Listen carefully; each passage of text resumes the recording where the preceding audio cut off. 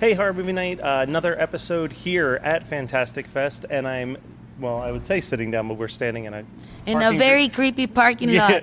It's a little creepy, admittedly, but it's got great sound. This is the weirdest podcast I've ever been part of.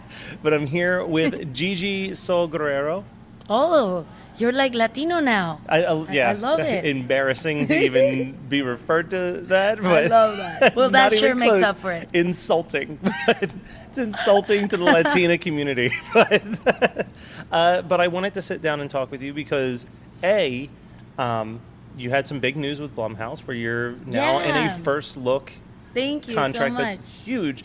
And of course you are, because Culture Shock was so good. Man, thank you so much. It's literally my favorite horror movie of the year, and it was a TV show. That makes me so happy. That's great. I was messaging the other two guys that I do this podcast with, and I was like, hey, if you haven't, go watch it. It is so good. Thank you, man. It touches...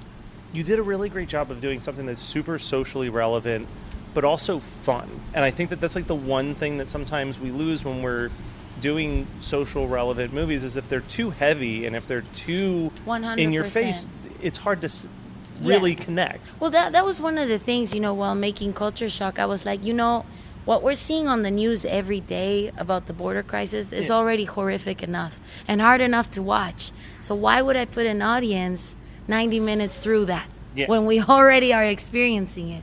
So, I think genre is the best way to let go of our reality horrors and just twist it in a way that's entertaining, Agreed. When I was pitching it to someone, I was like, it's got elements of like Get Out, but through the lens of like a John Waters or a Tim Burton. Like it's campy, but has I mean, I felt the version of that perfect America totally very like Edward Scissorhands, like bright, vivid colors. That was one of the references. Was totally Edward Scissorhands. I'm so happy you brought that up. It's so what drew you into horror? Because what I loved about that movie was that it's way more psychological than like splatter and gore and I mean, I love that stuff. That stuff's some of my bread and butter. It was hard to keep it in.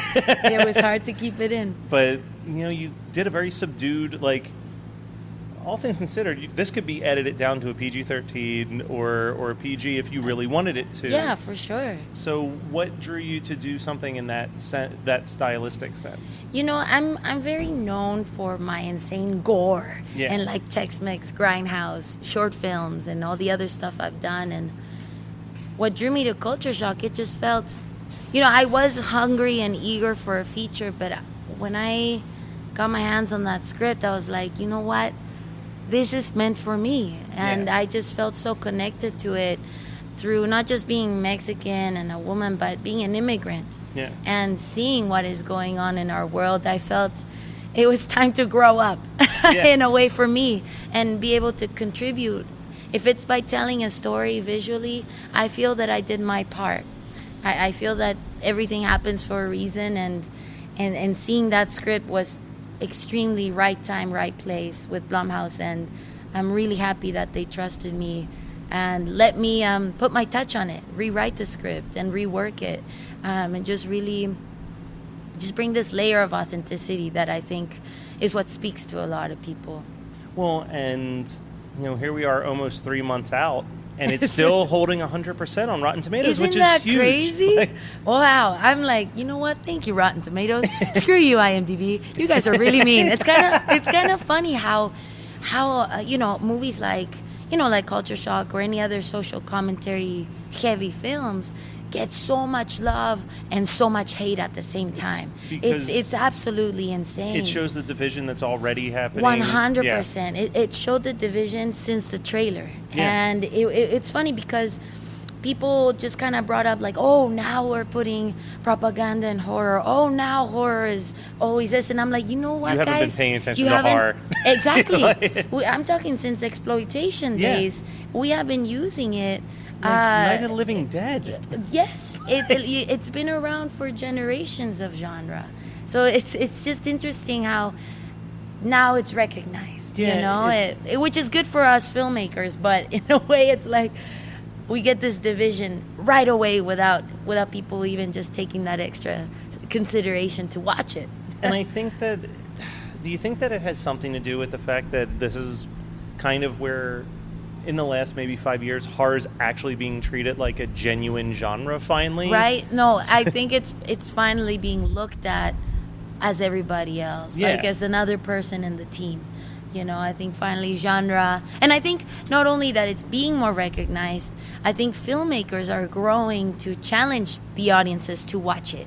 Like, you know, we're giving them now more mature stories that are not just torture porn, not just typical slashers. You know, I think audiences are being challenged. We're making them watch fucking movies with subtitles. Yeah. We're making them watch movies that have relationships, that have, you know, so it's our responsibility too as filmmakers to give the audience that, or else we're not going to grow as a community. You know. Well, and like, you know, I've heard a couple rumors even that supposedly The Lighthouse is going to get some big like Oscar push. And could you like imagine that like 10 years ago, like someone putting out a horror movie and being like, we're going to do an Oscar push for this movie? Like, it was wonderful when Get Out got it was huge. Best screenplay, right? Is that what it was? And I think it was up for Best Picture. I think it actually got nominated. That's absolutely amazing. And it was one where you couldn't. I always hated the whole like, Silence of the Lambs wasn't a horror movie; it was a thriller. It's someone skinning women and a cannibal. Yeah. Put the soap in the basket or whatever the fuck that line is. Yeah. It's like, how dare you? Right? How dare you try to just be like, it's artistic, so clearly it can't be a horror movie. It's a thriller. I think it was like since back then. What was it, like The Exorcist for best makeup, and that was one of the last ones, right? A long time ago. And I can never remember if American Werewolf in London was nominated or if it was because of that movie that they created the makeup category, but it was something like that. Oh, interesting. Yeah, I don't know. I'll have to double check. Because that is pretty gnarly stuff. Yeah. It's pretty amazing. That's what I mean. It's like when you have something like that, how do you not, as like an academy, go like, okay, we really do need to acknowledge. Thank you, Academy. You woke up. Thank you. Thank you for waking up. It only took until 1985 for you to realize that special effects and makeup were important. They still got a lot of work. They got to figure out the whole stunts. They got to they have a lot of work to do still. What would you? So here's a question. While we're just on this random topic, right?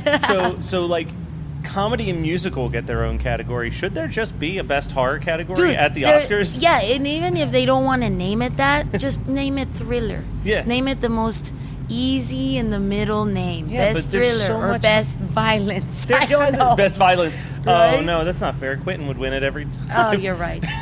You're right. He wouldn't retire and just collect that every year. Yeah. No, but if Golden Globes do best musical and comedy, come on, the dark people deserve, us freaks deserve a little bit too. And put us on TV. Don't do the bullshit that they've been doing where it's like after a commercial break they're just like, here's all the people who do like actual work in Hollywood that are effects, or hey, here's all the foreign films that won. Exactly. We're not going to let's not put any of these people on television or give them an opportunity to speak.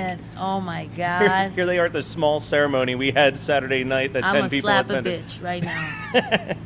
So what is next for you? For me, this first look deal just happened, but it's really opened the doors for me. Like I booked the Purge series, so I just wrapped that, and I cannot wait for people to see my episode. I can tell you, Blumhouse now finally just let me put all the fucking gore I could. I pretty much everything I couldn't do in Culture Shock, I just went crazy.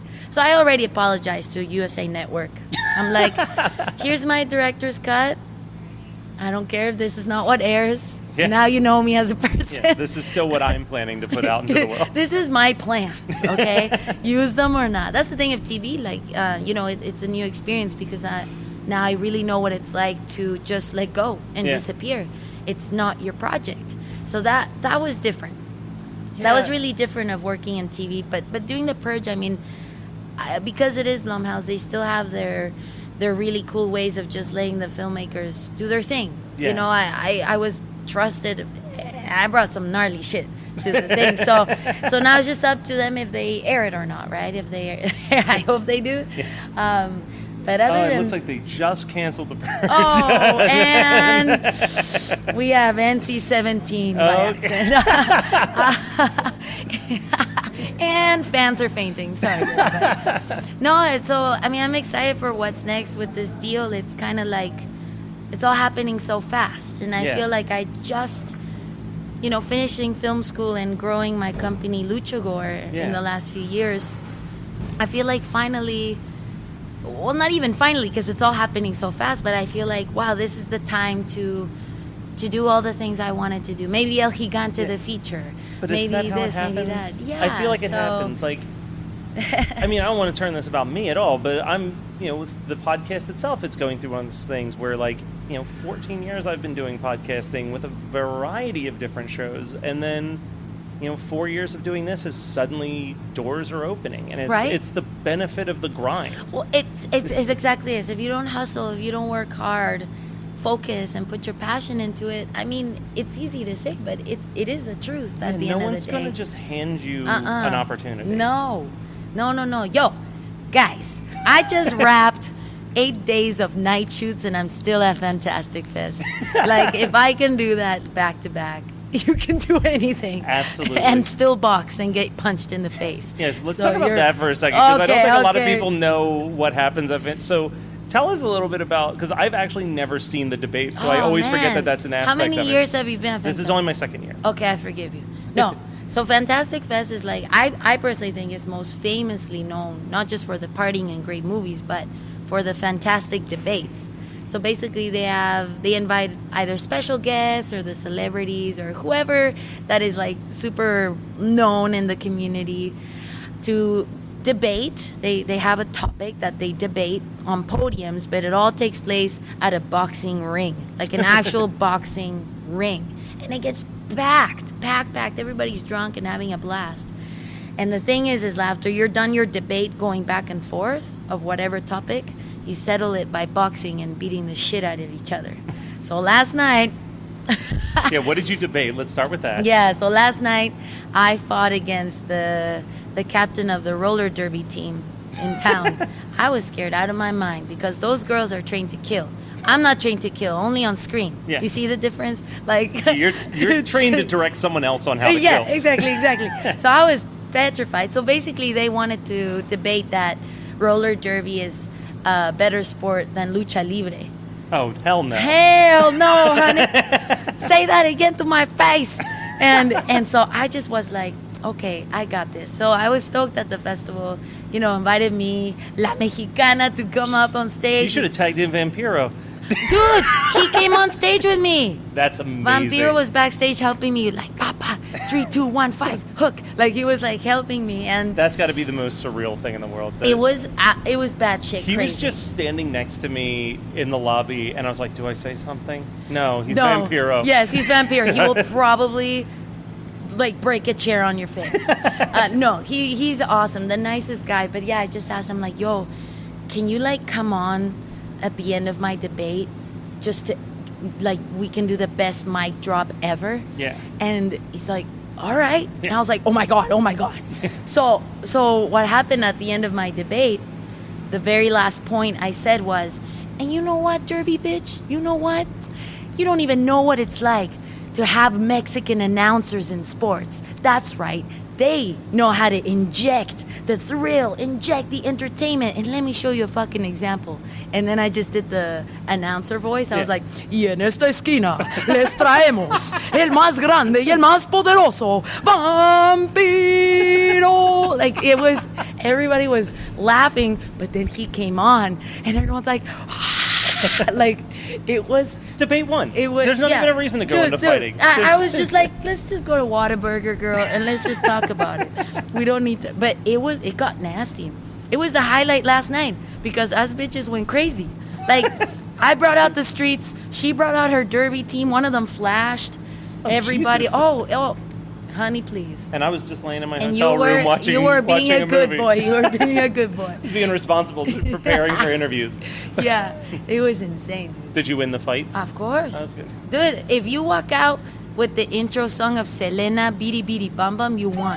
So I won the moment I walked out. All right, well, where can people follow everything that's going with LuchaGore and your career? Yeah, no, like we're excited because LuchaGore and Blumhouse, we are in talks of something really cool. So definitely, keep up with LuchaGore Productions on Facebook, Instagram, Twitter. And then for myself, at Horror Guerrero on Instagram and Twitter. And if you want to see my boxing face, I just posted one and I look ridiculous. So yeah, guys, follow us, and we got a lot of great things happening in the future. Awesome. You're listening to the Geekscape Network.